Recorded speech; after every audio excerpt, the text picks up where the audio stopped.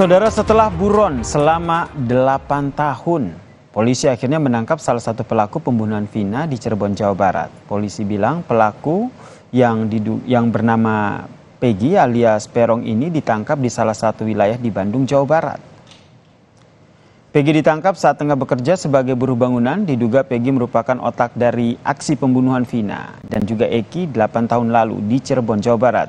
Kabid Humas Polda Jawa Barat, Kombes Jules Abraham mengatakan pasca penangkapan, polisi akan melakukan pemeriksaan ulang dan memeriksa sejumlah saksi untuk menangkap 2 DPO lainnya, saudara. Sebelumnya, ada Peggy dan juga 2 pelaku lain yang dinyatakan buron sejak 8 tahun lalu pasca pembunuhan Vina dan juga Eki.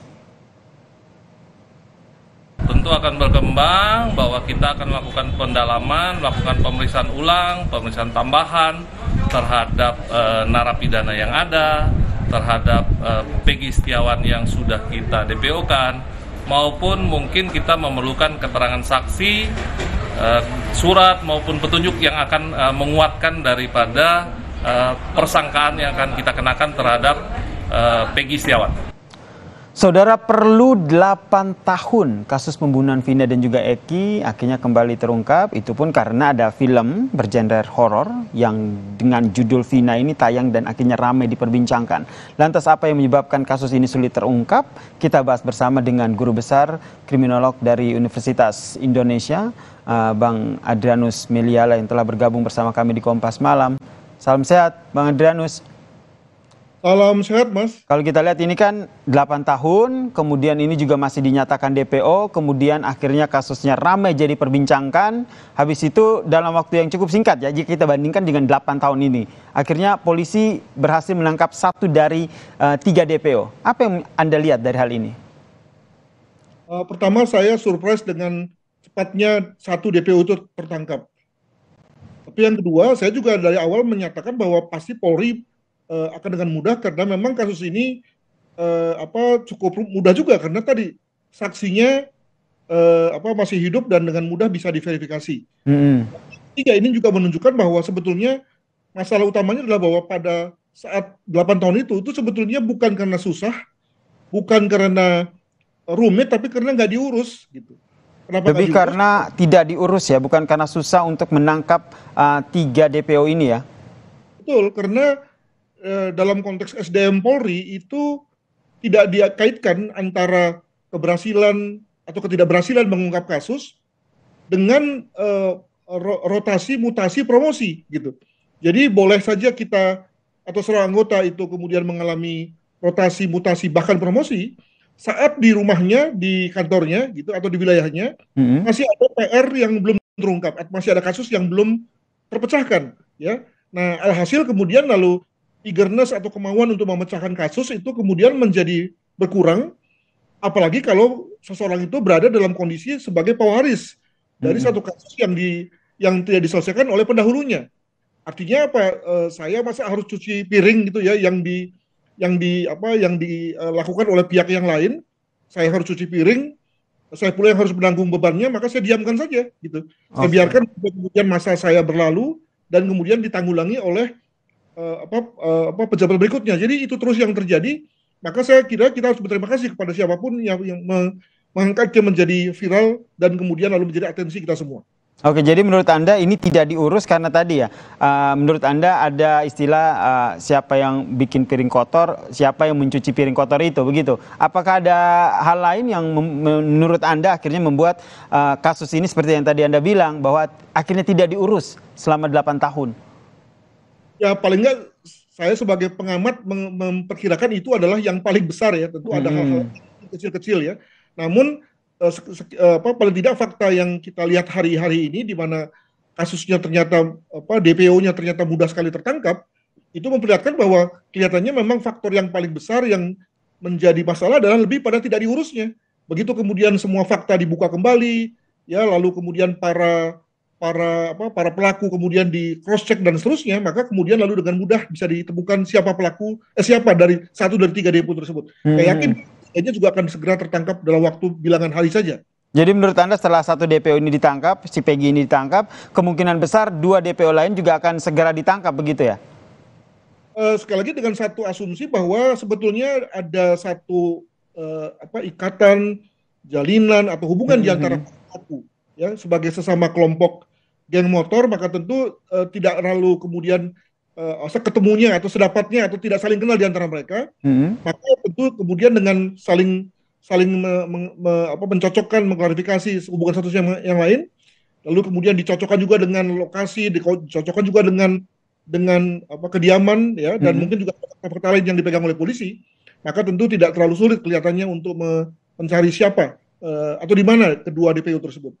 Ya, tentu kita mengapresiasi apa yang menjadi langkah polisi ini ya. Akhirnya setelah 8 tahun begitu, satu DPO ditangkap, kemudian masih mengejar 2 DPO lainnya. Tapi yang juga menjadi sorotan ini kan akhirnya jadi perbincangan sejumlah pihak yang juga menyebut bahwa ada kejanggalan, ada dugaan rekayasa. Apa yang Anda lihat? Saya kira ada 2 cara melihatnya. Pertama, melihat secara positivistik, secara legalistik bahwa kasus ini sudah selesai, sudah menjalani proses banding bahkan kasasi.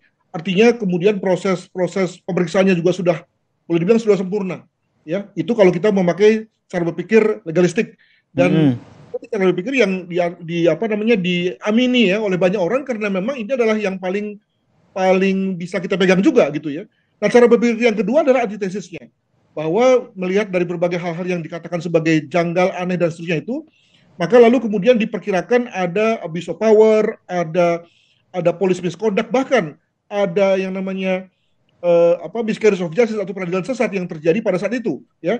Nah, ini juga mungkin saja terjadi, cuma ada 2 hal juga yang harus dipertimbangkan. Pertama adalah bahwa tentu mudah juga semua orang berkata begitu, kemudian ada dasar yang cukup kuat, dan yang kedua adalah bahwa akan mudah juga bagi semua pihak untuk merespon balik ya hal seperti itu. Jadi saya kira menurut saya nih, pertama kita selesaikan dulu PR polisi, yakni mengungkap 3 DPO ini, dan kemudian selesai. Berarti pihak polisian juga harus menangkap 3 DPO ini dulu sehingga bisa mengklirkan ya dugaan ataupun dugaan rekayasa dan juga kejanggalan yang informasinya menyebar di masyarakat ini ya. Itu dia. Nah, begitu kemudian selesai 3 DPO tertangkap, barulah kemudian kita lihat ke belakang, apakah mungkin hal itu terjadi atau setengah terjadi atau pada hal tertentu saja. Let's see ya what happen gitu ya. Jadi saya kira sebelum kemudian kita selesaikan 3 DPO ini, maka tentu terlalu supir bagi kita untuk kemudian melihat ke belakang dan kemudian menduga-duga yang tidak terkait dengan kasus ini. Berarti ada kemungkinan jika kita tarik timelinenya begitu ya, Bang Adrianus, setelah 3 DPO ini ditangkap, kemungkinan juga nanti pihak kepolisian juga akan buka suara begitu terkait dengan apakah benar ini ada kejanggalan, adanya dugaan rekayasa kasus. Ini juga nanti akan ditanggapi oleh pihak kepolisian? Saya kira kepolisian juga dalam hal ini memakai strategi untuk tidak membuka 2 front pada saat yang sama gitu ya. Oke. Itu harus melayani soal DPO, lalu kemudian melayani soal adanya abuse of power dan seterusnya. Saya kira akan bertahan dulu pada dalam rangka mengurus yang 3 DPO ini gitu ya. Nah, maka apakah ada kemungkinan 3 DPO ini adalah DPO yang sebetulnya direkayasa juga gitu ya. Nah, kenapa begitu? Kenapa Anda berpikir seperti itu? Maksud saya kalau memang ini adalah 3 DPO yang direkayasa oleh polisi, artinya mereka sebetulnya adalah orang yang tidak bersalah tapi kemudian lalu dipaksa mengaku, maka itu kan artinya polisi menambah repot diri saya sendiri. Karena pada saatnya kemudian lalu ketika 3 DPO ini bicara dikaitkan lagi dengan 8 warga binaan, 6 warga binaan yang masih di dalam dan 2 yang sudah bebas, tentu kan semuanya nyanyinya beda-beda ya. Jadi saya kira setelah polisi mendapatkan 3 DPO itu, maka lalu kemudian akan terungkap dengan sendirinya. Kalau memang ada abuse, ada kekerasan, ada penyimpangan, maka akan terbuka dengan sendirinya. Termaksud ada dugaan salah tangkap itu ya? Betul. Gitu. Oke, kemudian ini tentu jadi pertanyaan publik sih. Kenapa sih harus viral dulu, baru akhirnya diusut, ramai dulu, diperbincangkan, baru akhirnya bergerak cepat untuk mengusut kasus ini? Apa yang Anda lihat dari hal ini? Jadi saya kira memang Polri harus menjadikan ini sebagai satu hikmah ya, dalam rangka kesulitan memantau di tengah banyaknya kasus-kasus yang kita sebut sebagai kasus dingin atau cold cases. Ya, ketika Polri belum memiliki satu database yang membuat lalu bisa memantau ya kasus-kasus yang sudah dingin ini gitu ya, sudah tidak lagi menjadi perhatian bahkan oleh polisi sendiri, dan tidak ada sistem yang yang bisa memonitornya, maka tentu terpaksa harus dicari cara-cara seperti ini. Nah, apa cara yang kira-kira bisa dimiliki oleh Polri? Menurut saya adalah dengan membentuk satu direktorat atau satu unit atau apalah namanya yang memang bekerja dengan pendekatan proses ya, bukan pendekatan akhir ya, untuk kemudian bisa mengungkap kasus-kasus yang apa namanya yang cold cases ini gitu ya. Selama ini teman-teman sekalian itu cold cases ini cenderung untuk dibiarkan di buying time itu dianggurkan kalau dalam bahasa sehari-hari oleh teman-teman di lapangan gitu ya, dan baru ketahuan setelah diviralkan. Nah, maka bagaimana kalau kemudian ketika ada kasus yang memang sulit, yang memang tidak ada saksi dan seterusnya, dan kemudian sulit untuk diungkap, itu kemudian diserahkan secara tegas, secara terbuka kepada kasus ini untuk kemudian ditangani secara prosesual gitu ya.